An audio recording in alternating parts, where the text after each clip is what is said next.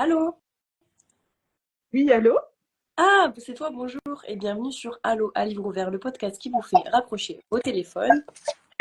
Décrochez les livres de vos bibliothèques. Bienvenue au 29e épisode d'Un livre ouvert. J'ai le plaisir de vous rencontrer une nouvelle fois avec Karima Sheldeb. Oui, Donc, notre émission, le principe, c'est de vous faire aimer la littérature, les mots, de vous donner envie de réouvrir un livre et de vous présenter des autrices qui méritent un peu plus de lumière sur leur chef-d'œuvre. ouais, Mais aujourd'hui, c'est un petit peu différent. On va interviewer personne. machallah. On va rentrer dans l'esprit et dans le cerveau et dans le cœur d'un ancien auteur. Voilà, c'est plutôt ça. Parce que en termes de connu, lui, il est assez connu en termes de popularité, machallah. Ces derniers jours de Ramadan, machallah, on va parler évidemment de quelqu'un de très spirituel, puisque ce n'est d'autre que Rumi.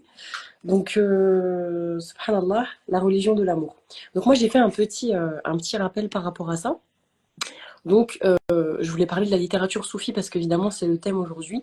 Et pour rappeler des petites évidences, donc, ou évidences ou pas, parce que c'est pas forcément connu.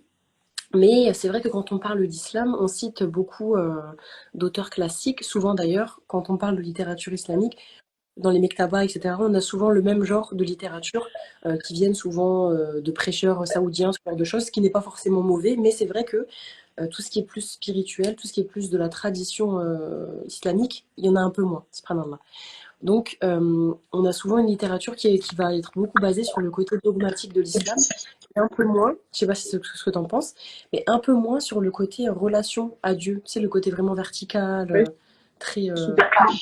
En fait, quand tu dis c'est pas un problème, non, c'est pas un problème parce que il faut de tout pour faire un monde et chacun a sa raison d'être dans le sens apporte sa pierre à l'édifice. Ce qui est dangereux et je trouve blâmable, c'est quand celui qui a une pierre de l'édifice considère qu'il a toute la mosquée. Tu vois? C'est pas mal, c'est une bonne métaphore. Je sens que je vais être inspirée avec ce sujet. Ah oui. Mais oui, c'est ça, c'est exactement ça. Voilà, c'est juste ça. Et donc, oui, je te rejoins, effectivement. Alors moi, personnellement, je ne connais rien au sophisme parce que j'ai eu un rapport même à ce mot-là compliqué. Ouais. Enfin, bon, je suis convertie à 25 ans et c'est vrai qu'on m'a toujours mise en garde. Mhm. Donc, je pense que je reste encore sur la réserve, même si je n'ai plus peut-être euh, la peur que je pouvais avoir avant ou la colère ou la haine, tu vois. Mais c'est vrai que pour l'instant, voilà, ça reste quand même hors de ma sphère. Et je te redonne la parole parce qu'en vrai, ça va être un petit peu long parce que ça va être mon parcours. Donc, Ok, je vais te laisser oui, continuer. j'espère que ça pourra t'apporter des réponses. Mais Oui, c'est quelque chose qu'on entend souvent. Mais c'est parce que justement, il y a eu, justement, c'est pas anodin ce que tu penses, parce qu'il y a eu toute une diabolisation en fait de ça, qui a été faite par différents savants, différents courants, sans nommer lesquels, mais on sait très bien lesquels. Et c'est un peu triste parce que justement, encore une fois, en fait, même de façon générale, euh, c'est juste un mot, tu vois. Soufisme, ça veut rien dire. Tu peux dire spiritualité, tu peux dire djihadou nefs, ça rentre aussi dedans, tu vois. C'est vraiment le côté très spirituel de l'islam. Quand tu fais du dik le matin, t'es soufi. Voilà, tu vois, c'est aussi simple que ça, subhanallah. Le soufisme, c'est tout le côté impalpable, en fait. C'est ton lien à Dieu, tu vois, machallah. Et c'est vrai que c'est une forme de littérature qu'on a un peu mis de côté, justement par rapport à ça. Parce qu'on tout ça, on disait les poètes, tout ça, c'est des personnes égarées, il faut pas les. Tu vois. Alors que ça s'inscrit vraiment dans la tradition spirituelle de l'islam. Et c'est une branche importante de l'islam et du cheminement. En fait, la spiritualité, c'est ce qui va te donner justement l'énergie pour faire, pour accomplir ce qui est halal, ce qui est haram, tu vois. Ben, ne pas faire ce qui est haram, mais faire ce qui est halal. C'est le souffle un peu, comme dit le Sofiane Mizani, c'est le souffle de l'esprit qui va t'aider à accomplir tes choses faraïd obligatoires, machallah. Et ce que j'aime bien dans cette littérature, on va pas faire un rappel non plus sur ça, mais parce que voilà, j'en parle souvent. Mais ce que j'aime bien en tout cas dans cette littérature, là on parle pas de la religion, mais de la littérature autour de ça, c'est que ça met beaucoup l'accent sur la recherche intérieure, sur l'extase spirituelle et surtout l'union avec Dieu. Parce que en vérité, souvent, ce qui est un peu blâmable, même notre chère nous le dit, c'est que souvent quand on dit soufi, les gens ils ont toute une littérature, un folklore incroyable, des gens qui vont faire tu sais, une position de yoga, ils vont s'élever dans les airs, c'est alors qu'en vrai, moi hein, je t'as en face de toi quelqu'un qui a toute une imagerie sur le soufisme, hein. Mais c'est ça le problème. Mais ça a été fait, ça a été tissé exprès pour ça, tu vois. Alors qu'en vérité, c'est très très canonique. En fait, c'est vraiment. On ne doit pas rechercher les états, mais on doit rechercher juste les résultats. C'est-à-dire, normalement, si tu pratiques ta spiritualité, t'es quelqu'un qui s'énerve plus. T'es pas quelqu'un qui commence à danser dans les airs, dans un halo de lumière. Non, ça n'existe pas, ça, tu vois. Ça vient de la littérature, justement. Mais pour les gens lambda comme nous, à moins que Dieu il accorde des grâces spirituelles, mais ça n'existe pas en fait. Même le prophète sallam, il a mis en garde contre ça, tu vois. Donc voilà. Mais en tout cas, dans la littérature, on a le droit de rêver, donc c'est ça qu'on aime bien. Dans la littérature, il y a un petit peu tout ça. Et c'est vrai que ça fait du bien des fois d'être un peu dans le côté fictif. Et donc juste la spiritualité, c'est simplement le fait de dépasser la simple observance des rites religieux pour se concentrer sur une relation directe et unique avec Allah. C'est tout. Donc, je vais parler un peu des caractéristiques de cette littérature, qui est malheureusement un peu mise de côté. Donc, il y a beaucoup de... En fait, je pense que c'est à cause de ça. C'est à cause du côté littéraire qu'on a, en fait, et qu'on a fait toute cette mise en garde sur la spiritualité islamique, qui est une vraie branche de l'islam, tu vois. Parce qu'on a toujours remis à côté le folklore qu'on a pu voir dans la littérature. Dans la littérature, justement, soufie, il y a tout ce qui est symbolisme et métaphore, tu vois. Il y a beaucoup de métaphores, de symboles pour exprimer des réalités. On va parler d'amour avec un grand A, d'extase, tu vois, de choses vraiment très, très abstraites. Ça, ce sont des grands thèmes. Et les soufis utilisent beaucoup d'images poétiques pour parler de l'amour divin, de l'extase et du voyage intérieur. Ce qui peut être bien, mais encore une fois, quand on se place au niveau de la charia, l'individu lambda ne ressent pas ça, tu vois. Ça, c'est juste de la littérature, c'est le cas de le dire. Alors, un des thèmes aussi. Oui, Du ça. t'as dit- C'est-à-dire, j'ai pas compris. Quand tu dis l'individu ne ressent pas ça. c'est pas qu'il ressent pas ça, c'est que. Comment dire euh, Il y a donc la spiritualité normale que chaque musulman doit pratiquer parce que c'est ce que Dieu nous demande, comme la prière, comme, voilà. Et il y a tout ce qui est à côté. La littérature, c'est. Comment dire? C'est tout ce que les poètes, les écrivains, etc., vont broder autour. Mais on sait que il y a du vrai dedans, tu vois. Mais il y a toute une part à côté autour de fictif parce que justement, ça reste de la littérature en fait, tu vois. Mhm. Je sais pas comment je pourrais expliquer ça, mais ce sont des récits qui partent de quelque chose de vrai parce qu'on vit tous ça, mais il y a beaucoup On écrit, d'exagération. euh, comme quand on écrit des contes, par exemple, les contes Le Petit Chaperon Rouge, il y a de la morale, Voilà. il y a par exemple des leçons qui sont données, mais véhiculées à travers une histoire, c'est ça? Oui, ça c'est vécu à travers une histoire et on grossit le trait parce que c'est de la littérature, tu vois. Donc on grossit le trait, c'est logique. Dans toute histoire, on est obligé de caricaturer un petit peu. Et après, il y a des personnes, par exemple Rabia, Rabia, oui, c'est ça, la sainte, c'est Rabia, ou ce genre de personnes, même Rumi, ils ont vécu des brises spirituelles parce que Dieu leur a permis de vivre ça. Mais ce sont des personnes qui se comptent sur les doigts de la main, je pense, tu vois. Parce que, voilà, ce sont des personnes qui ont été élues, mais voilà. En tout cas, l'individu lambda, comme nous, on ne doit pas s'attendre à voler dans les airs ou. Non, c'est pas ça, tu vois. Subhanallah. Un des autres thèmes centraux, c'est l'amour divin. Toujours l'amour du divin, l'amour avec un grand A, tu vois, la recherche de Dieu, euh, Je vais faire l'union avec l'être suprême. Et une il y a vraiment. tête. T'as On dit quoi? m'entend pas. Excuse-moi, t'as dit quoi? Je pense qu'il y a un problème de son. Tu m'entends? Oui, j'entends. Et toi? Ok. C'est pas grave, vas-y. Ou un décalage, c'est rien. Ah, ok. Je disais que du coup, le deuxième grand thème dans la littérature soufie, c'est l'amour divin. C'est-à-dire que l'amour pour Dieu, il devient vraiment le moteur de la transformation spirituelle du cheminant, du disciple. Subhanallah. Le troisième grand thème, c'est la quête de l'union avec Dieu. Encore une fois, la littérature soufie, elle met beaucoup en avant la quête pour atteindre l'unité divine, c'est-à-dire un état dans lequel l'individu il va se dissoudre dans l'unité divine, au sens métaphorique, bien évidemment. On parle un peu d'extase, on parle d'élévation spirituelle, ce genre de choses. Euh, et le quatrième thème, c'est la transformation intérieure. Et en fait, après, je vais parler de ces thèmes très rapidement, hein, mais tu vas comprendre pourquoi je te disais, il y a du vrai, mais c'est juste que c'est embelli. La transformation intérieure, parce que la littérature soufie, elle met beaucoup l'accent sur le fait que tu dois t'explorer toi-même. Tu vois, les portes s'ouvrent de l'intérieur, c'est vraiment ça, hein. Tu dois t'explorer toi-même pour voir tes zones d'ombre, les embrasser, essayer de les chasser, mais tu dois être toujours dans une démarche de bienveillance envers toi. C'est-à-dire que tu vas embrasser ces zones d'ombre et tu vas faire une taskia tout nefs, nettoyer ton âme, un djihad nefs. Subhanallah. Il y a beaucoup le thème de la purification de l'intérieur, le thème de l'abandon des désirs, l'ascétisme, ce sont des thèmes très, très spirituels. Ensuite, on a aussi, ça va te parler, c'est la poésie comme moyen d'expression. Il y a beaucoup, beaucoup de poésie dans la littérature soufie, c'est énormément de poésie. Ben, je crois que Rumi a aussi beaucoup de poésie. Il a écrit des versets, des poèmes, des vers plutôt. Et c'est vraiment la poésie qui est utilisée pour exprimer des vérités spirituelles très profondes. Donc l'union avec l'âme, l'union avec Dieu, l'extase spirituelle, etc. Parce que la poésie, elle a quelque chose en plus que tu sais bien, c'est qu'elle parle directement en fait au cœur. Elle n'est pas diluée dans des grandes descriptions, etc. Ça parle directement au cœur. C'est comme des flèches qui vont direct au cœur. Et la poésie soufie, elle est souvent chantée ou récitée dans le cadre de cérémonies un peu mystiques et c'est comme un moyen de se connecter à Dieu. Ensuite, ouais, je vais juste te parler de quelques auteurs et œuvres importantes. Bah, Rumi, c'est un des maîtres de la littérature soufie. Et c'est pas que de la littérature soufie, c'est quelqu'un qui a été très loin dans son cheminement dans le divin, avec le divin. On parle d'un wali, je pense, c'est-à-dire d'un proche d'Allah. Après, il n'y a que Dieu qui sait, mais en tout cas, de ce qu'on sait maintenant, c'est quelqu'un qui a été très loin dans les sphères de la piété. Et c'est le poète soufi le plus célèbre, je pense. Il a écrit le Masnawi, le poème spirituel, la religion de l'amour, il a écrit beaucoup de choses, machallah. Ensuite, on a Hafiz, qui est aussi un autre poète majeur de la tradition soufie persane. Hafiz, il est très connu pour ses poèmes lyriques qui parlent d'amour divin, de sagesse spirituelle et de beauté de l'existence. Et ensuite, on a aussi Ibn Arabi et Al-Ghazali. Al-Ghazali, tu vois, regarde subhanallah. C'est pour ça que je te disais, il y a tout le côté littérature, il y a tout le côté, voilà, les extases, les états, etc., tu vois, ouais, d'extase, on va dire. Et il y a tout le côté très concret de la charia, en fait. Parce que Al-Ghazali, ça a été pendant longtemps, si je me trompe pas, ça a été pendant longtemps quelqu'un qui était, je crois que c'était un savant du fiqh, une science un peu dure, entre parenthèses.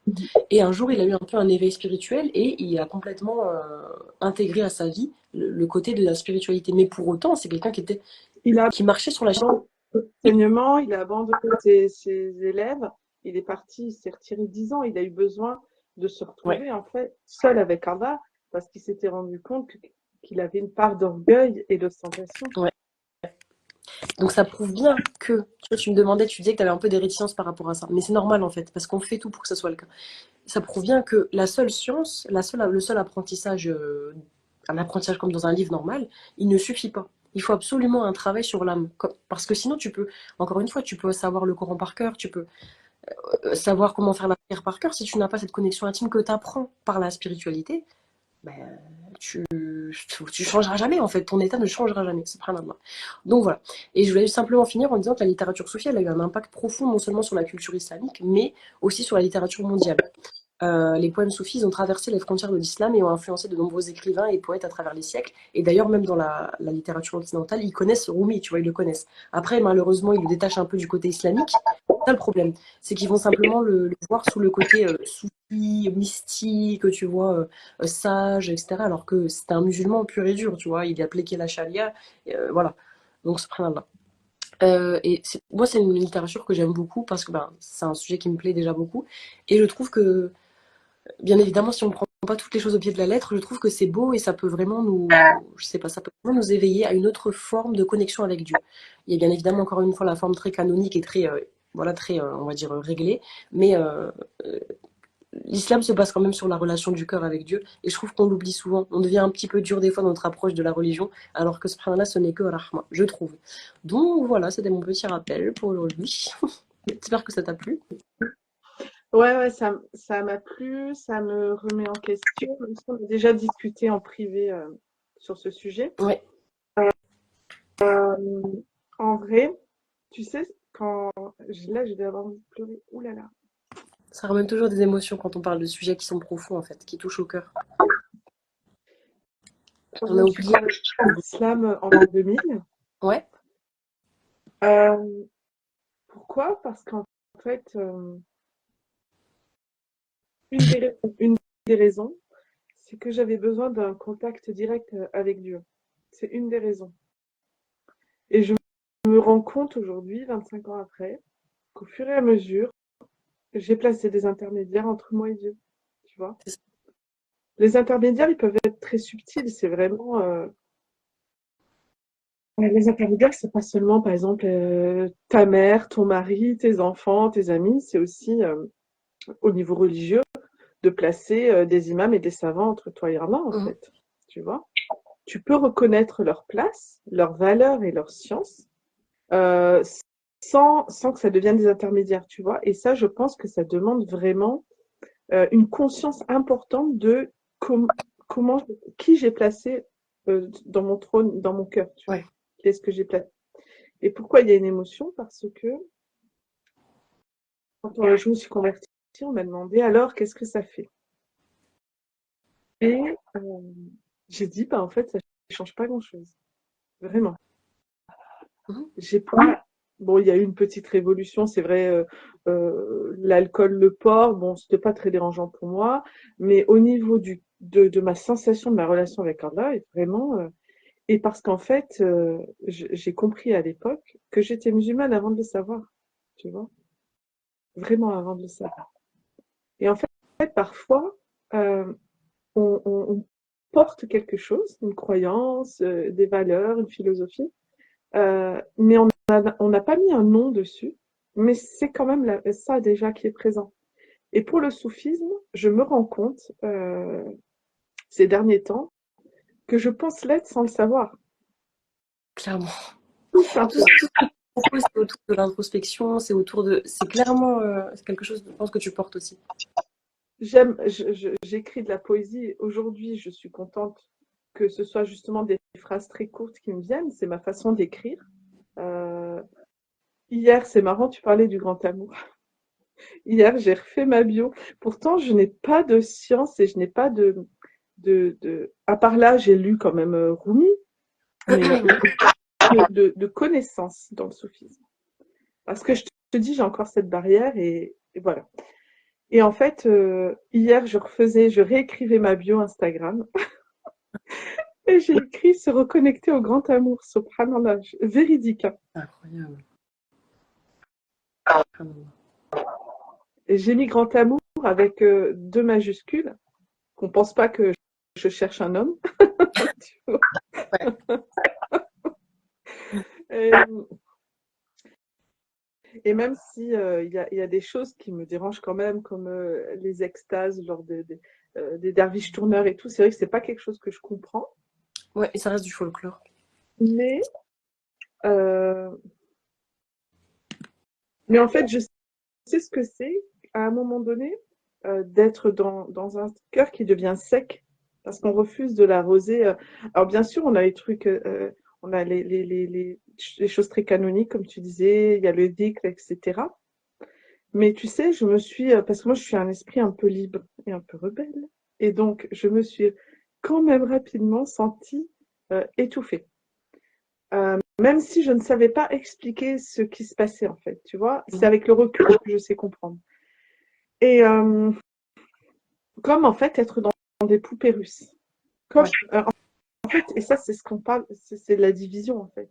Et on est obligé d'être différent des autres et c'est obligé qu'il y ait des religions différentes, des modes de pensée différentes.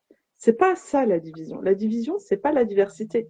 La diversité, par exemple, dans le royaume des plantes, il y a une diversité de plantes. La jonquille n'est pas la rose, mais il n'y a pas une division. Il n'y a pas une séparation qui viendrait dire ouais, moi la jonquille, je suis meilleure que toi la rose, blablabla. Bla, bla, bla. Oui, elles coexistent. Exactement. Elles sont, et en fait, euh, hmm, je sais plus où je voulais en venir avec mes fleurs, mais c'est un peu ça. Peut-être que j'aime pas forcément. Je vais peut-être ne pas utiliser les étiquettes. Tu vois, bon, clairement, on voit aussi la foi qu'on porte. On voit avec notre voile qu'on est musulmane. Et tu vois, c'est pas quelque chose. Enfin, on n'a pas besoin de le dire. Tu vas me dire. Mais en fait, je crois que j'ai pas envie de dire. Ah oui, je te parlais des poupées russes, c'est ça. Mhm. Quand j'étais en Angleterre, je m'étais sentie à Birmingham exactement. Je m'étais sentie vraiment étouffée parce que euh, cette ultra division, alors c'est ultra communautaire en Angleterre. Ah ouais, ok. Il y a ses avantages, et même communautaire dans l'islam, chez les musulmans et entre les différents groupes ethniques, etc. Donc ça a ses avantages, c'est-à-dire tu as les rues, tu te sens un peu chez toi. Si tu es bengalais, tu vas là, bon, tu te sens chez toi, il y a toutes tes épiceries et tout. Mais en même temps, moi, j'étais allée dans un... En fait, en gros, on me disait, ben, tu peux fréquenter que cette rue-là, la rue derrière et la mosquée là. En gros, je me dis, en fait, fait, je vais en Angleterre pour voir justement cette diversité et puis cette ouverture. Et on me dit non, ferme-toi. Enferme. Ben oui, parce que c'est très très fort les divisions en Angleterre. On me dit là c'est la mosquée soufie, là c'est la mosquée Tabliri, là c'est la mosquée Irwani, là c'est la mosquée Salafi, là c'est la mosquée. Ah oui, je savais pas. Et c'est vraiment, moi, ma sensation, c'était horrible. Je suis restée une semaine, j'ai dit ouf, non merci. J'avais la nostalgie de la France où, bon, bah, même s'il y a un petit peu mosquée marocaine, algérienne, il y a un petit peu, mais Ça va quand même, pas. il y a ce truc-là de tendance, tu vois. Et donc, c'est ce que j'aime, si on reprend Rumi, c'est ce lien qu'on vient de tisser entre les humains. Même au-delà des musulmans, tu vois, carrément avec les humains. C'est-à-dire, alors là, je vais reprendre quand même, j'ai écrit des choses. Je suis Oui, bien partie de sûr. mon... Mais j'ai écrit des choses. Mais c'est intéressant ce que tu nous as apporté. C'est bien que tu sois écouté et que tu aies permis de nous en parler. Oui, je pense parce que les histoires personnelles font toujours écho à ceux qui les écoutent. Et, euh, et moi, le fait de le verbaliser, ça me permet d'ancrer le truc et même de d'avoir plus de clarté, Mhm. de mieux le comprendre. Et même si en vrai, je crois que je n'ai pas envie forcément de m'affilier, mais ce que je dis, ce que je prône, Mhm. quand j'ai fait ma recherche sur Rumi, bon, je suis un peu obligée de reconnaître, quand mon livre s'appelle Les portes s'ouvrent de l'intérieur, euh, que j'ai écrit il y a 5 ans, tu vois. Il y a 5 ans, j'étais encore moins au fait de tout ça. Je me dis, bon, Anna, arrête de porter des œillères. Euh, Reconnais, c'est tout. Bah oui. J'ai un cœur qui est enclin à ça de manière naturelle, c'est tout, c'est comme ça. Maintenant, c'est vrai que j'irai pas forcément dans un groupe soufi ou suivre quelqu'un, etc. Mais en tout cas, en fait, ce qui m'embête, c'est pourquoi cette division-là, euh, pourquoi en fait on est venu dire il y a l'islam, d'accord? Donc la dernière religion révélée. Et dans cet islam, on va extraire le cœur du corps. Et ce cœur-là, on va le mettre à part. On va dire, non, bah, en fait, tu es musulmane, mais t'as pas vrai. Non, mais pour accéder au cœur, en fait, il faut faire ça, ça, ça, pour rentrer dans tel groupe. Et puis, en plus, il faut te porter l'étiquette. Non, Mhm. moi, j'ai envie de prendre. Et c'est ce qui m'a plu quand je suis devenue musulmane, c'est vraiment de rentrer dans un groupe. Je me rappelle que même je disais, ah ouais, et après, bon, j'ai déchanté hein, au fur et à mesure des années. Je dis, ouais, c'est vrai que ah, ben, chez les musulmans, il y a mosquée, point barre. Lieu de culte égale mosquée. Nous, les chrétiens, il y a la mosquée évangéliste, luthérienne, protestante, ceci, cela. Bon, je me suis rendu compte que c'est pas vrai. Et tu vois, bah, en fait, ça sert à rien de mentir Mhm. aux personnes d'Aix. Euh, Ça sert à rien de prôner une unité qui n'existe pas. Ouais. Tu Alors vois, ça, mais on peut prôner l'unité comme étant un objectif, mais pas de ah ben nous les musulmans, parce que tu sais, j'ai entendu ce discours quand je me suis convertie. Ah ben tu verras, nous, on est tous, il n'y a pas comme chez les chrétiens, tout ça. Ben, si, il y a en fait. Ben si, parce qu'en fait, le nouveau converti, il ne sait pas, mais au fur et à mesure des années, il va se rendre compte. Donc en fait, euh, comment dire, il faut être honnête et se dire, ok, quelle étiquette tu veux porter? Ben, peut-être l'étiquette de, moi j'aime bien soumise à Dieu, tu vois, soumise à Allah, ce qui rejoint islam, hein, le mot islam. Mais Mhm. tu vois, c'est avant qu'on ne traduise pas islam, on dit islam qui est un mot arabe.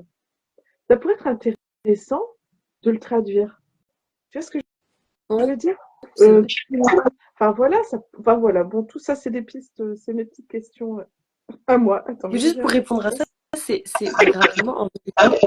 euh, Même notre cher, il nous dit par rapport à ça, en fait, c'est tellement, comment dire, c'est tellement peu pertinent d'être dans des catégories, justement, qu'il nous dit, le mot soufisme, vous ne devez même pas le dire au final. Vous dites spiritualité, vous dites djihadounes, parce que ça vient malheureusement catégoriser. Et pour moi, s'il y a eu des catégories, c'est parce qu'on a mis de côté des personnes qui allaient vers quelque chose. qu'on ne comprenait pas, tu vois. Faut savoir qu'en Europe, en Europe, pardon, pendant des dizaines et des vingtaines d'années, il y a eu ce Excuse-moi, combat pour. pardon, j'entends mal. Juste, il y a quelqu'un qui dit on entend mal. Est-ce que on entend mal seulement Kerima ou moi aussi? Garde bien ton idée, hein, Kerima surtout. Oui, t'inquiète.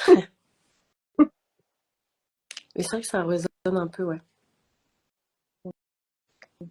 T'as pas des écouteurs ou un petit casque? Non. Je pense pas. Karima, pas mal, ouais. On peut mettre. J'ai un casque pour passer. Tiens, attends, fais comme dans les vidéos. Voilà. J'arrive. Je vais aller chercher mes écouteurs, j'arrive. Donc voilà. Bon, on va en venir au cœur du sujet quand même, parce que peut-être que vous attendez qu'on vous présente l'œuvre de Rumi. Euh, c'est parce que, bon, voilà, nous, on fait des lives quand même. On prend ce qui vient, ce qui est là. Et je voulais te remercier, Julie. Alors, c'était en réponse à à un moment, quand je parlais de la traduction du mot islam.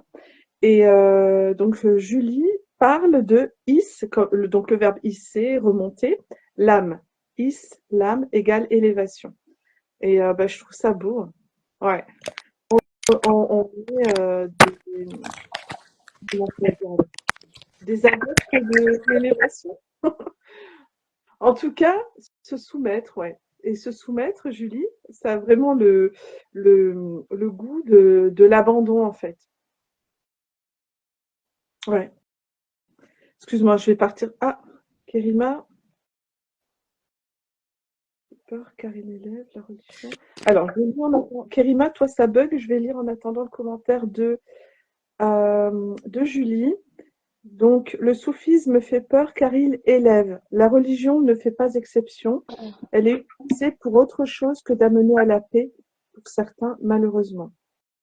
Mais oui, effectivement, c'est le but, c'est pas Donc, de se effectivement, reprocher. la religion peut être un instrument de manipulation, un instrument d'asservissement. Et pour se libérer, en fait, de la domination. D'ailleurs, il y a une très bonne invocation où on demande à Allah de nous libérer de la domination des dettes. Ouh là là, ça fait écho à ma vie personnelle. C'est excellent. Bon, je demande à Allah qui me libère de la domination des dettes et de la domination des hommes. Homme, pas le masculin, homme, l'être humain, En général. créature humaine.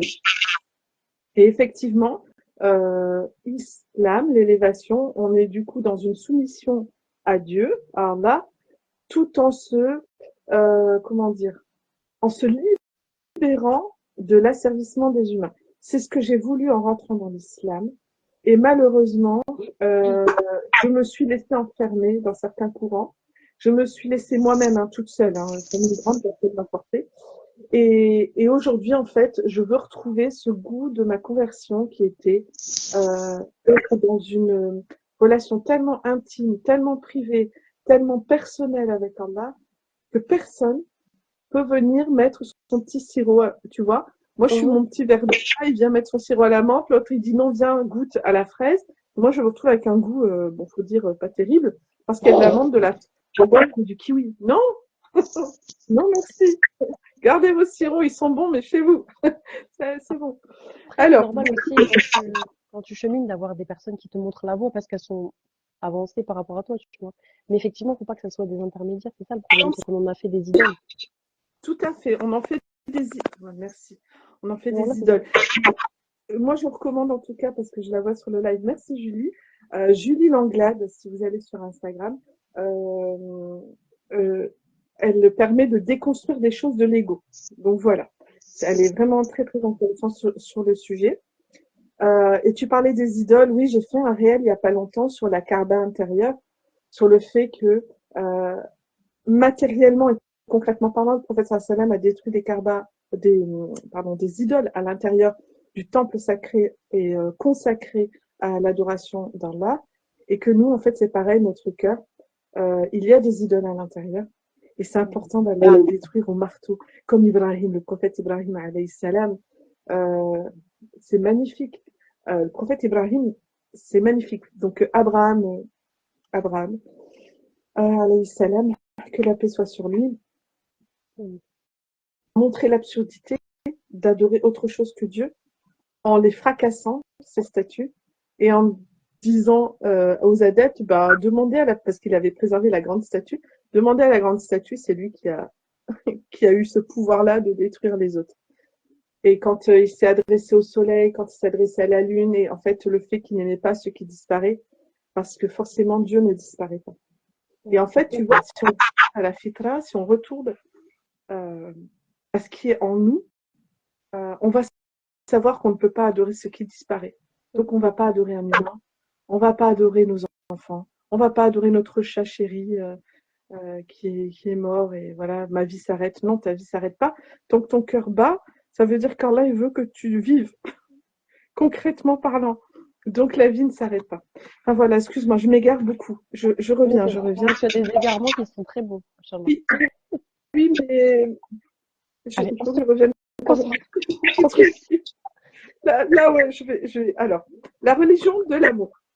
C'est une œuvre qui inspire, donc une œuvre, un recueil de poèmes, pardon, de Rumi, qui est un poète et mystique soufi du XIIIe siècle. Donc, il explore à l'intérieur la notion de l'amour universel comme principe fondamental reliant tous les êtres, au-delà des frontières religieuses, culturelles, dogmatiques. Et je dirais même au-delà des frontières de création, c'est-à-dire que l'amour est même dans la plante, l'animal, etc. Alors là, il a tout créé par amour, par rahma, tu vois. Tu vois, si on... Ouais, non. Ah, je suis partie dans l'espace. Je suis désolée. Et tu sais pourquoi je suis partie dans l'espace? Parce qu'hier, je suis allée au Forum des sciences. Il y avait une sortie scolaire avec ma fille de CM2. Et donc, on est allé au planétarium. Et là, c'était magnifique. Pendant 1 heure, il nous a expliqué le système solaire. Il nous a montré les planètes. Tu vois, il fait noir, il y avait toutes les étoiles. C'était génial. Et je me dis, mais comment on est petit, petit, petit, petit, petit. Parce que la Terre, même par rapport à Saturne, par rapport à Jupiter, et puis les distances entre les planètes, la taille, et en fait, il y a un cratère sur Jupiter qui fait 2 fois la Terre, s'il te plaît. Juste une tache sur Jupiter. Et je me suis dit, non mais attends, si tu zoomes, la petite Terre là-bas, moi je suis, tu vois, moi sur la Terre, je suis absolument, mais même pas visible par satellite. Et mes problèmes, je les vois gros, mais gros comme l'univers. Donc voilà, ça permet vraiment, quand tu te connectes à la création d'Allah, quand tu médites la création d'Allah, en tout cas, bon, c'est vrai que quand c'est petit, les parties du corps, etc., les atomes, tout ça, c'est intéressant, mais moi, je suis un peu plus sensible à tout ce qui est très grand, donc l'univers, l'océan, etc.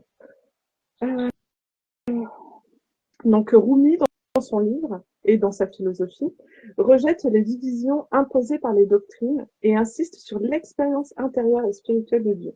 Je ne peux que être d'accord. Mais en même temps, en même temps, je ne sais pas, je connais pas assez Rumi, j'ai pas étudié vraiment à fond ses pensées, d'accord.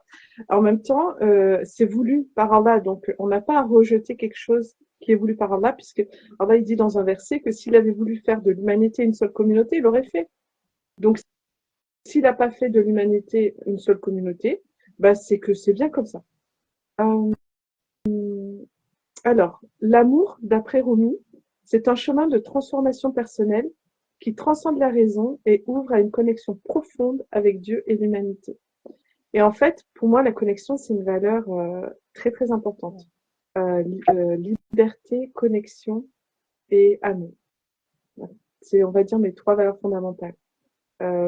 Et donc, c'est vrai que si on n'oublie pas qu'on n'est pas sur Terre par hasard, qu'on n'est pas juste de la matière posée là comme ça, à tel endroit, à telle heure, tu sais, comme une cigogne aurait apporté, tiens, hop, Kerima, toi tu vas là, tu nais dans telle famille à telle heure, tu vois. Non, on n'est pas là comme ça en fait, on est là vraiment par amour. Toute notre vie, elle est, euh, elle est construite, notre destin, il est fait par amour, etc. Et c'est ce que je suis en train d'essayer de me rappeler en fait. Il faut juste en fait, je fais juste une parenthèse. C'est incroyable de se dire que c'est toute une vie, quand on fait le cheminement, quand on accepte d'emprunter. J'entends très bien. J'ai entendu toute une vie, mais le son est très mauvais. Non, mais c'est peur. Est-ce que tu veux essayer peut-être d'enlever? Ouais. Non, non, t'as rien. Ça va mieux? Oui, Je disais, subhanallah, c'est incroyable parce que justement, t'as ce qui a tourné sa spiritualité, l'islam en fait, on va dire tout simplement, nous fait, quand tu empruntes le chemin intérieur, tu te rends compte qu'il faut toute une vie, si tu le acceptes de te confronter à tes ténèbres, pour arriver au début en fait. C'est-à-dire qu'il faut toute une vie pour simplement comprendre ta place, alors qu'à la base, on est né, je sais pas comment, le point de départ, c'est comprendre notre place et adorer Dieu comme il le faut et revenir en fait à notre fitra. Mais pour faire ça, pour être là, il faut faire tout ça. C'est incroyable. Le cheminement intérieur, c'est incroyable quand tu regardes. Subhanallah. ça me fait penser à l'alchimiste de Paolo Coelho, tu vois, où il est Faut que je lise ce parti livre. en Afrique du Nord, il est parti en Maroc, il est parti en Égypte. Finalement, pour revenir en Espagne, là où il était censé Ouais, être. c'est ça. On revient à notre fitra en faisant tout un détour. Subhanallah. Ah, peut-être parce qu'on a besoin d'explorer le monde, d'explorer, puisqu'il y a des connexions entre les deux, donc ouais. Mhm. Merci, bah, c'est le 5 alors. C'est Ouais. ça, c'est le cercle. Et donc, du coup, par rapport à Rumi, est-ce que tu peux nous dire quelques grandes œuvres qu'il a écrites? Est-ce que tu vois c'est lesquelles? Ah, pas du tout. Ah, Non. bah, du coup, il y a celle-ci, La religion de l'amour, il y a le Masnavi et le divan de Shams de Tabriz, parce que Shams de Tabriz, c'était son maître spirituel. Ouais. Oui, parce que j'ai lu il y a quelques mois Soufi mon amour de Ouais. Elif Shafak, c'est ça? Ah, oui, il est incroyable ce livre. Et c'est là que j'ai découvert. En vrai, c'est là que j'ai découvert vraiment Rumi la première fois, dans ce livre-là. Et donc de son maître. Après, c'est vrai que c'est un peu perturbant certaines choses, mais Voilà. je vais pas arrêter à ça parce que tu sais quoi, je vais prendre juste ce qui me plaît, ce qui Mhm. m'intéresse, ce qui paraît, voilà, juste par rapport à moi. C'est vrai que c'est une relation Oui. particulière. Je me suis demandé au moment justement s'il n'y avait pas de l'idolâtrerie par rapport à son J'ai maître. pensé la même chose que toi. La même chose. Euh, voilà, mais peut-être parce que Ouais. j'ai pas la connaissance suffisante, hein. Moi, je dis pas que je sais Mais c'est tout ça, et en tout ça, fait. hein. C'est dur de savoir. Mais bon, à mon niveau. euh, Alors, qu'est-ce qu'il fait encore Rumi dans sa philosophie? Ah oui, euh, à travers ses poèmes, il nous invite à abandonner l'ego. Mhm. Donc c'est ce que je suis en train de faire aussi dans un parcours avec Julie, comme je disais tout à l'heure. Euh, oui, abandonner, ou en tout cas, vu qu'on ne peut pas le faire disparaître, hein, c'est pas possible, puisqu'il va mourir quand on va mourir, hein. Mais en tout cas, peut-être le mettre à sa juste place, qui est d'être un Sous serviteur. Voilà. son pied. C'est ça. Le Comment? mettre sous son pied. Voilà. Et voilà, juste ça. Il nous invite aussi à travers ses poèmes à embrasser la beauté du monde Ouais. et alors lui en tout cas, il s'abandonne à la danse mystique de l'existence. Bon, je ne m'y connais pas. Par contre, ce à quoi ça m'a fait penser, c'est un livre que je n'ai pas lu, mais enfin, j'en ai déjà entendu parler, etc.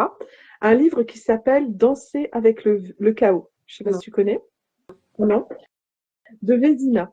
Et Vézina, l'auteur. Et en fait, il a un terme qu'il utilise.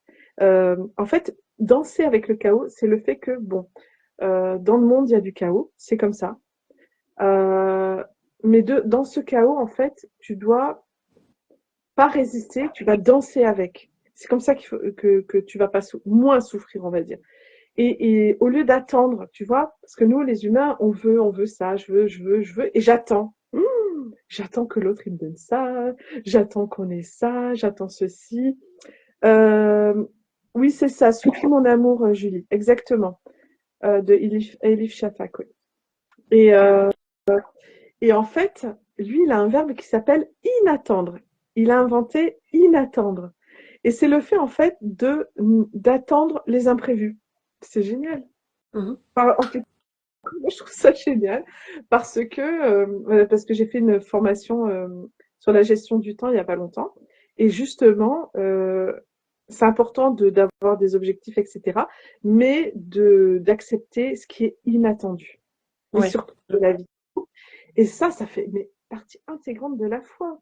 Ah ouais. Euh, Ouais, à c'est ça. quel moment on pense que euh, on maîtrise même pas notre respiration la nuit. Elle pourrait se couper la nuit et on disparaît comme ça, comme à moins que rien, tu vois.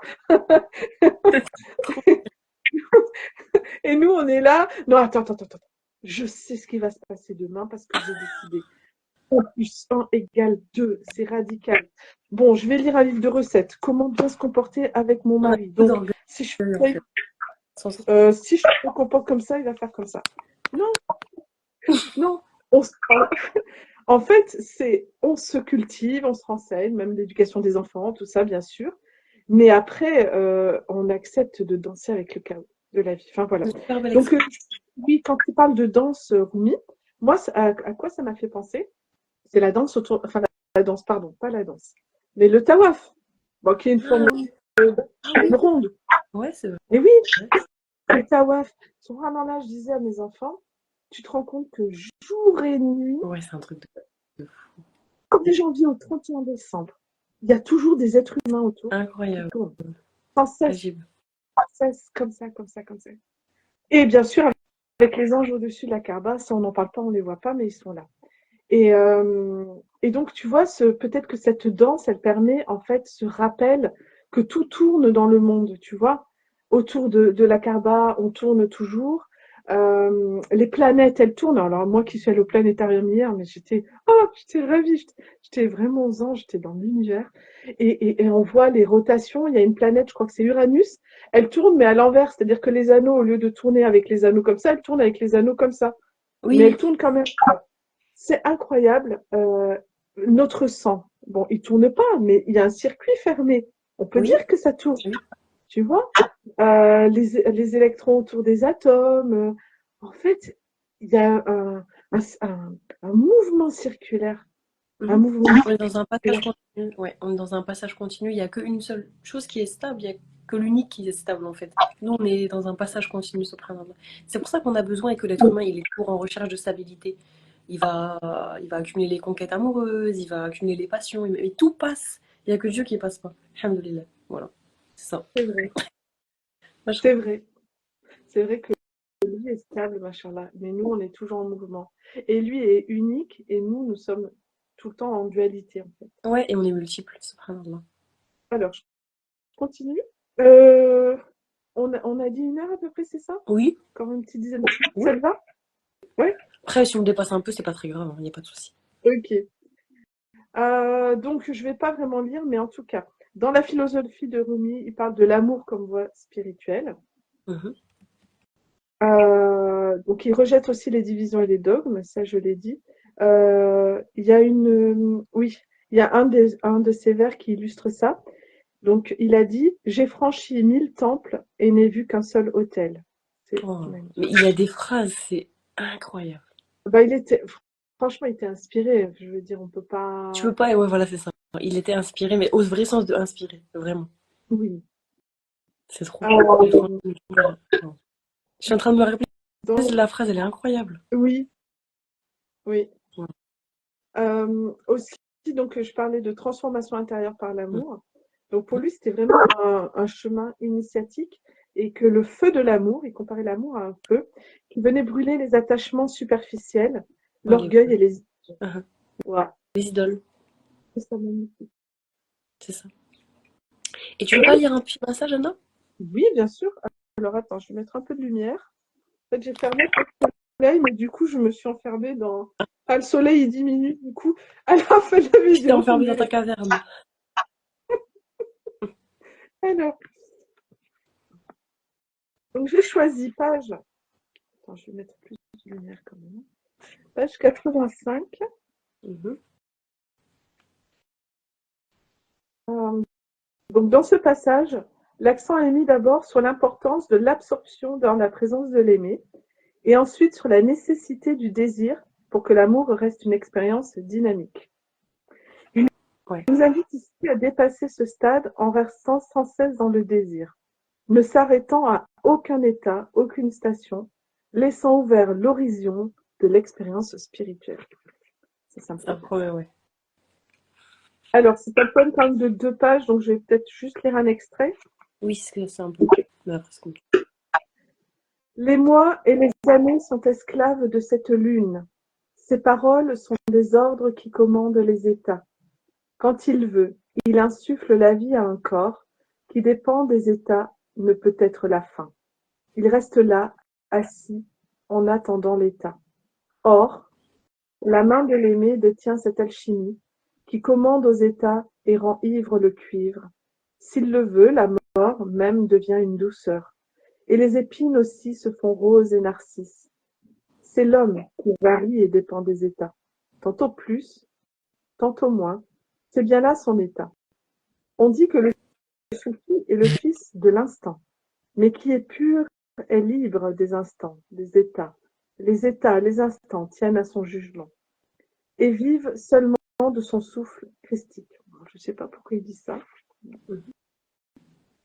Et si ce que tu recherches, c'est d'avoir des états, alors cela veut dire que tu ne m'aimes pas. Subhanallah, C'est c'est ça que je veux dire. seulement par amour des états que tu dis me vouloir, que tu t'attaches à moi. Ce qui est tantôt parfait, tantôt imparfait, ne peut être adoré. Abraham le savait, qui refusa pour Dieu les astres qui disparaissent. Je n'aime pas, dit-il, tout ce qui disparaît. Ce qui change d'état ne peut être l'aimé.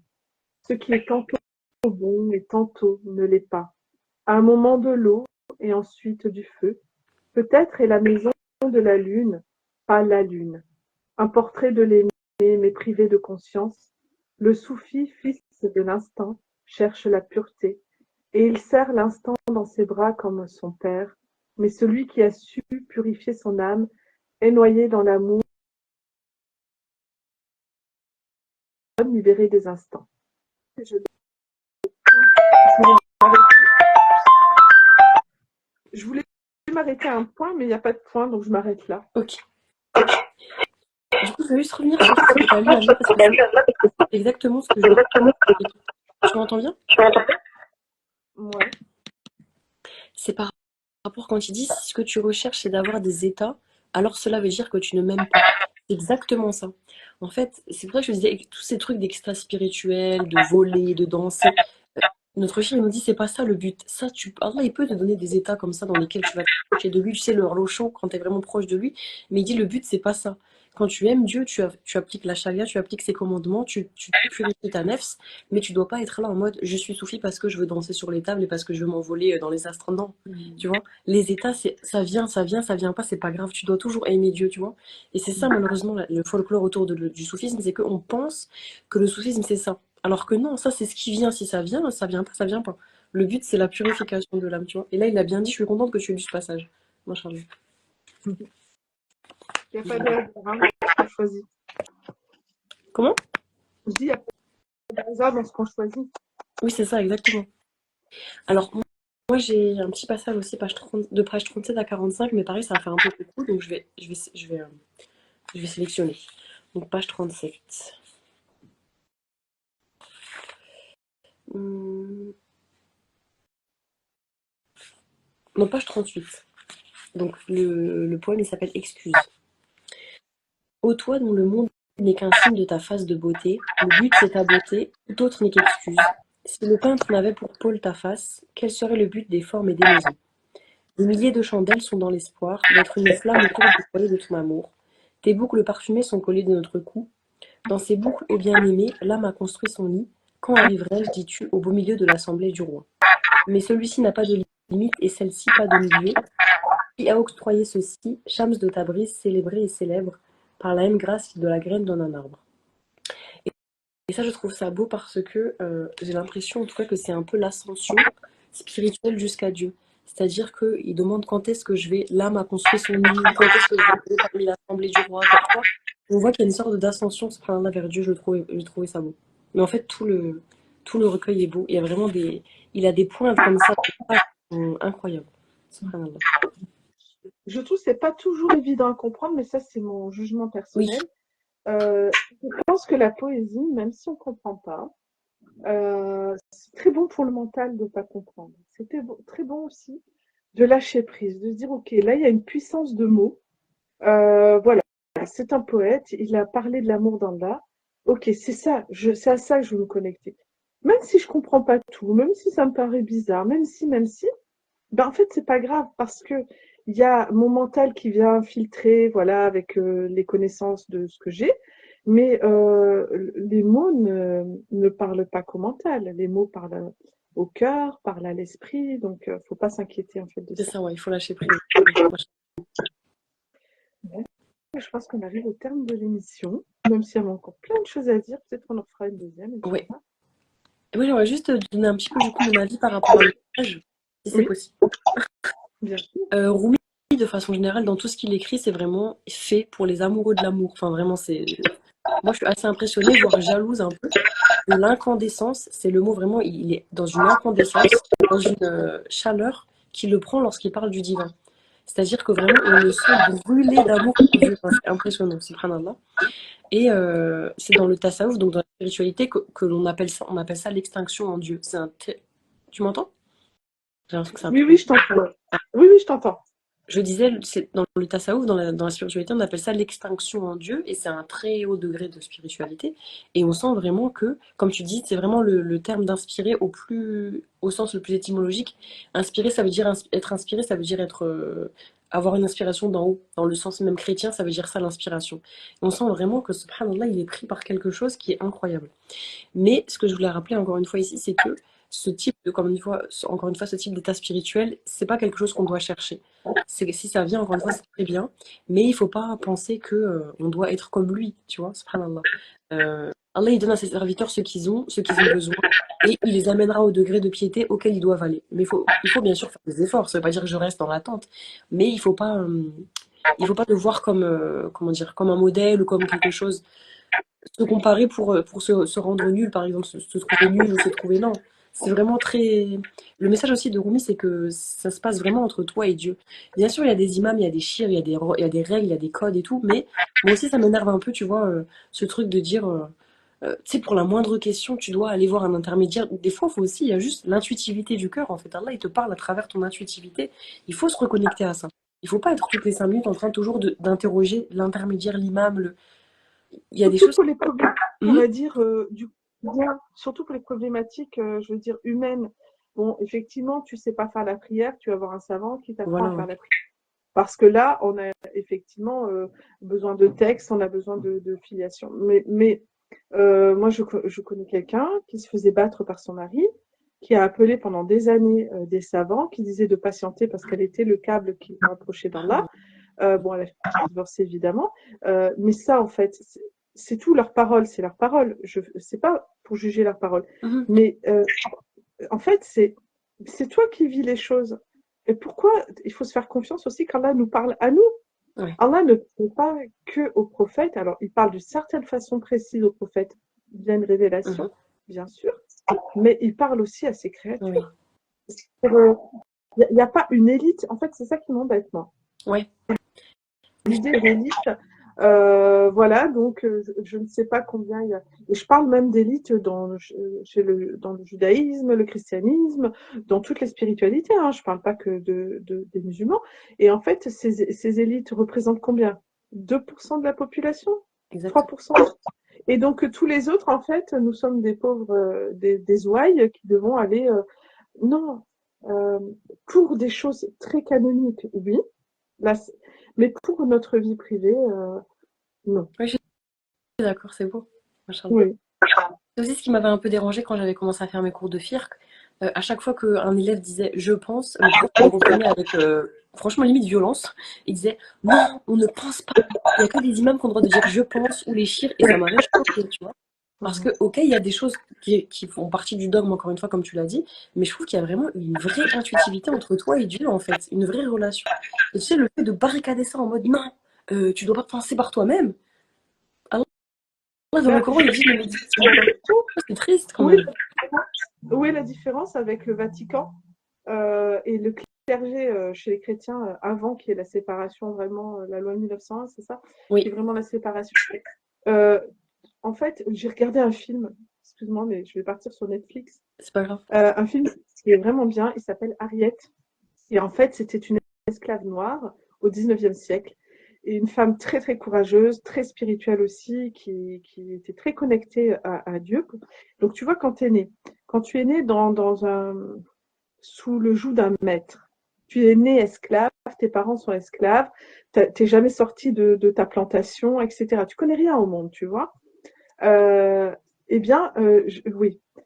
En fait, quand le prêtre euh, venait en fait faire le prêche, ils sont en face des maîtres blancs, et le prêtre utilise un verset pour dire soumettez-vous un verset de la Bible qui dit quelque chose comme soyez bien heureux d'être soumis à Dieu et à vos maîtres. Et tu vois, là, ils tirent tous la tronche parce que il y a le texte religieux et il y a ce que tu vis, tu Ouais, vois. c'est ça. Et en fait, l'utilisation comme ça des textes religieux euh, dans, dans des choses où tu te dis non, mais attends, tu vois, dans ta fitra, tu le sens. Et cette femme, elle a fait des allers-retours entre je crois que c'est la Pennsylvanie où en fait c'est un État libre, où elle s'est libérée, puis elle est retournée plusieurs fois dans sa plantation pour libérer des personnes de sa famille. Et c'est une histoire vraie, hein, c'est une histoire vraie. Sur Internet, tu pourras voir son nom, c'est Harriet, je ne sais plus. Mhm. Et après, elle a mené, enfin bref, elle a fait plein de choses. Et elle avait une connexion, dans le film, on le voit, elle avait une connexion à Dieu, il lui a inspiré des messages. Euh, et en fait, c'est ça, pourquoi Allah, il ne nous parlerait pas, tu Ouais. vois? Il nous parle à travers le Coran, il nous parle aussi à travers la Bible, parce que la Bible aussi a des versets divins. Mais là, on voit dans l'histoire, en fait, qui n'est pas une histoire, qui est une histoire vraie, hein. À un moment, elle devait s'enfuir et passer sur un pont. Et parce que c'est comme ça qu'elle avait fait la première fois. Et puis en fait, là, il y avait tous comment on appelle ça, les maîtres en fait, les villageois, tout ça, qui les attendaient, qui attendaient les fugitifs sur le pont. Et là, elle a senti, tu vois, dans son cœur, il y a comme un boom, tu vois, elle dit non, on va aller par là-bas. Et là, ils sont face à la rivière, une large rivière.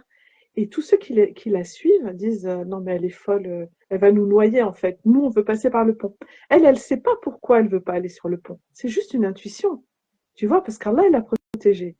Et en fait, là, en passant dans la rivière, pareil, ils veulent pas. Et elle a dit, bon, j'y vais. Donc, elle y va. Et arrivée au milieu de la rivière, tu vois, elle avance avec tawakkul, avec confiance. Et au final, la rivière au centre, elle n'est pas très profonde, ça lui arrive à peu près là. C'est beau. Et elle traverse. Inch'Allah. C'est magnifique. Et donc, elle a réussi à se sauver, parce que là, je veux dire, ils rigolaient pas, ils tuaient les esclaves fugitifs.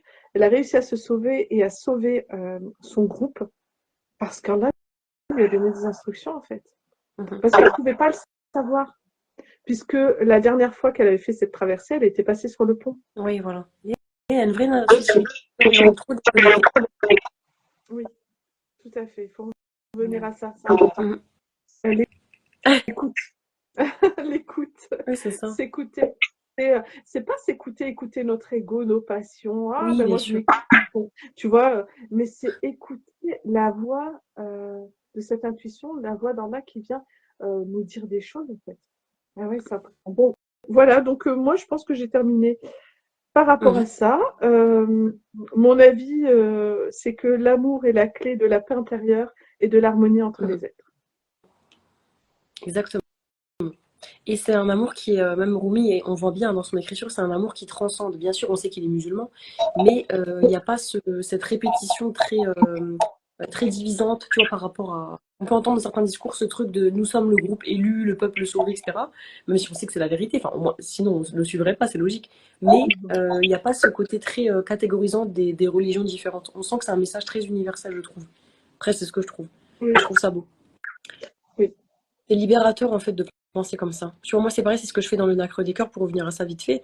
C'est que j'avais vraiment pas, je me voyais pas écrire un ouvrage. Alors que mon but c'est la dawa, c'est Allah qui le fait, mais je me voyais pas écrire un ouvrage vraiment très l'islam c'est la vérité. Alors que je le sais puisque je le suis, sinon je le suivrais pas. Mais je trouve ça pas de pertinent. J'aime bien vraiment ouvrir au plus de monde et je trouve que c'est ça qui touche en fait. Oui. Je sais pas. Quand on vient avec tout son ego en mode c'est moi qui suis le chemin droit et le chemin vrai, qui va t'écouter en fait? Je sais pas. Personne, tu sais pourquoi, sauf quand, euh, ou alors si, à un moment donné, mais ça tient pas la route. Parce que tu vas chez les témoins de Jéhovah, que tu ailles chez les juifs orthodoxes, que tu ailles, enfin, partout, tout le monde pense savoir la vérité. Mais personne, tu écoutes un témoin de Jéhovah, un juif orthodoxe, ou un salafi, ou un ikhwan, ou n'importe.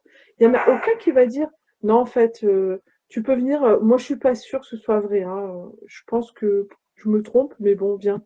Bah non, Mhm. bah non. Enfin, mais est-ce qu'on parle avec notre ego ou est-ce qu'on parle vraiment? Tu vois, c'est ça aussi. Le fait d'être dans cette revendication, est-ce que c'est vraiment par amour de la vérité ou par amour de l'ego? C'est des questions qu'on se pose. Alors, Parce que l'ego, un des grands pièges de l'ego, c'est qu'il aime avoir raison, hein. Et même dans les disputes avec les autres et tout, l'ego aime avoir raison. ok. Donc, euh, quand dans une dispute, tu sais pas te taire parce qu'en fait, tu veux absolument imposer ton point de vue, parce que tu dis, et en fait, alors que le professeur Samy Ouais, nous a dit, ça va. il y a l'autre qui a raison, même si toi, tu penses avoir Ouais, raison. C'est ça quel beau. le pire de l'ego, c'est je veux te montrer et te prouver que j'ai raison. Et pourquoi tu as besoin de le prouver? Toi, reste avec ta raison, reste avec ton opinion, personne ne te l'enlève en fait. Mais Ouais. pourquoi tu voudrais aller, tu aurais cette mission-là d'aller convertir, convaincre, persuader l'autre? Pour faire quoi? Qu'est-ce que tu gagnes? À part la, la, la jubilation, de toute façon, personne ne force personne. Mhm. Là, ikraha fi ddin. Aucune contrainte en religion. Donc, quand moi, je connais des personnes qui ont beaucoup parlé d'islam et tout à leur famille non musulmane, alhamdulillah, il y en a qui se sont convertis, mais je lui ai dit, parce que tu vois, il y avait parfois, tu sais, ah ben, je lui ai parlé, attends, c'est pas parce que tu lui as parlé, en fait, Mais hein. grave, c'est pas toi le. Hein. Ouais, c'est un peu de l'ego, hein. Comme là, par exemple, elle ne fait pas la prière, celle qui s'est convertie. Et en fait, cette personne, elle lui parle de la prière. C'est pas un souci, parle de la prière, parle de ce que toi tu aimes, de ce que tu fais, de ce qui est écrit dans le Coran et tout. Par contre, la personne fera exactement ce qu'elle veut. Ouais. Parce qu'en fait, parfois, on a tendance à vouloir enlever le libre arbitre de l'autre, tu sais. Se dire, bon, si je suis suffisamment convaincant, mais en fait, on convainc personne, hein. C'est la personne qui décide de cette chose-là ou pas. Mhm. Voilà. Mm. Oui, c'est vrai. Donc, l'extinction de l'ego, c'est un grand thème. Là, il nous permet d'éteindre nos égos. C'est très. Je pense que c'est la lutte la plus dure de cette existence. Amin, amin. Après, il est là, bon, faut juste le remettre à sa Ouais. place. Voilà, calme-toi, reste tranquille. Après, des fois, il nous sauve aussi, l'ego. Des fois, on a Oui, besoin de notre ego, tu vois. Il faut se oui. rappeler, dans le sens de fierté, on a de la valeur. Donc, dans ce sens-là, il a un bon rôle. Mais, alhamdoulilah. Ah oui, dans ce sens-là, oui, effectivement. Mhm. Effectivement. Après, peut-être que l'âme aussi, elle sait qu'elle a une valeur sans avoir besoin de l'ego qui lui rappelle. Mais bon, après, on est des humains. Donc, Ouais, c'est ça. peut-être que On fait comme on peut. exactement. En tout cas, j'étais ravie de cette émission. Moi aussi. Pour nous, on a juste trempé le doigt dans l'eau, c'est-à-dire on n'a pas pris beaucoup d'enseignements, on n'a pas, il y a beaucoup de choses à dire, mais alhamdoulilah, c'est un premier pas, et puis peut-être qu'on fera une autre émission Oui, c'est une en approfondir. initiation, c'est pas grave. C'est une initiation à la pensée de Rumi, c'est tout. Alhamdoulilah. Et sinon, en termes d'actualité, est-ce que tu as des choses à nous partager, Anna? Oui, oui, oui. Inch'Allah, je pense d'ici 2, 3 semaines, je vais lancer un accompagnement sur 3 mois, un accompagnement à la créativité. Voilà, j'en dis pas plus pour l'instant. D'accord, ok. Donc, on se Ouais. tient prêt. Il suffit, oui, sur mon compte Instagram, vous allez voir. Et c'est vraiment pour reconnecter les personnes à la créativité. Alors, c'est pas juste faire de la peinture ou écrire des poèmes, c'est vraiment plus vaste que ça. C'est pas de l'art-thérapie non plus, D'accord, mais voilà. ok. Mais moi, pour ma part, donc j'ai sorti mon tome 2 il y a quelques semaines, ça fait 2 semaines. Donc, on fera un Mhm. épisode, Inch'Allah, en mois d'avril dessus. Et dans le cours, fin avril, je vais faire une dédicace au CAD de Bizet. Voilà, c'est un lieu où tu étais venu à Bruxelles, tu te rappelles? Machin. Donc voilà, je vais faire ça. Et puis voilà, je continue de faire pas mal de publicité autour. Donc n'hésitez pas, si vous avez le 1 mais pas le 2, n'hésitez pas à l'acheter. Il est sur Amazon et à Tramanta. Comme d'habitude. Voilà, tout simplement. Et là, merci en tout cas de nous avoir suivis. Et on va finir avec la citation de clôture. Ouais. Je te laisse la donner. Oui, elle est incroyablement belle, encore une fois. C'est Rumi dans toute son excellence. Ce que tu recherches te cherche aussi. Incroyable. Voilà. À méditer tous ensemble. Ce que tu recherches te cherche Te aussi. cherche aussi. Alhamdulillah. Bon, ben, on se dit à la semaine, au mois prochain pour l'épisode 30 et jusqu'à là, Aïd Moubarak à tous. Qu'Allah il permette de bien profiter Amin. de cette fête. Amin. Amin. À bientôt, Salam Inch'Allah. À la semaine prochaine. alaikum. Alaykoum salam.